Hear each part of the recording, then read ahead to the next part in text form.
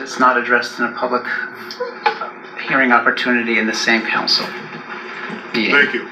Michael Doyle, I live on Shady Lane. I've lived in Falmouth for about 40 years at 3 different addresses. This is going to be a little history lesson for the new councilors. To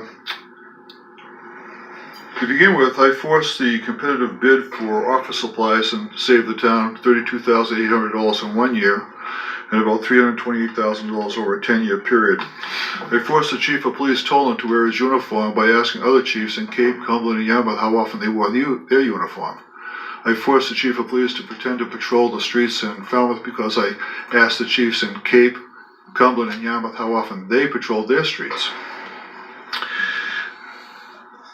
I forced the police boat to be taken off the mooring and tied to the dock. It took me 2 years to do this. It's under a camera monitored by the dispatch with a light on it. It was tied up all the time, excuse me, at 4 o'clock on Sunday afternoon when people come back from boating. Excuse me, dehydrated from allergy medicine. And we only had 4 operators approved to drive the boat. That's a $140,000 boat. We have $500,000 fire trucks, and we have 74 people authorized to drive them, and 4 people to drive the police boat, and the chief of police was not one of them. I believe Chief Howard Rice knows how to drive all the equipment in the fire department. And I think it's important that if you're going to run a department, you be able to operate the equipment under your command.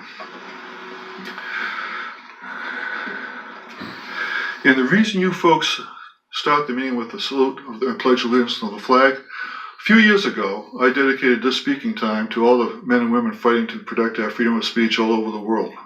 And at that time, I invited everybody in the room to stand up and join me with the Pledge of Allegiance. At that time, the flag was misplaced. It was over where the main flag was. The main flag was over here, and I pointed that out several times that the flag was on the wrong side of the building. Same thing at Scarborough, and they finally changed it over.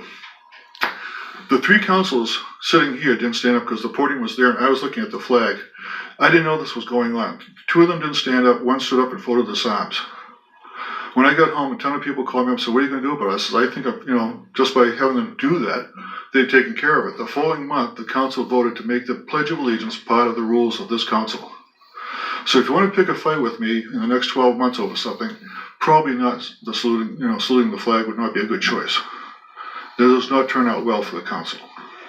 These are just a few items that I've taken steps to rectify from my point of view in the town of Falmouth. Get a competitive bid once in a while for contracts that you signed. There was no competitive bid for office supplies in this town for 40 years, going through the Council of Governments. Folks, you're managing a lot of money. Sharpen the pencil and get some competitive bids. Thank you.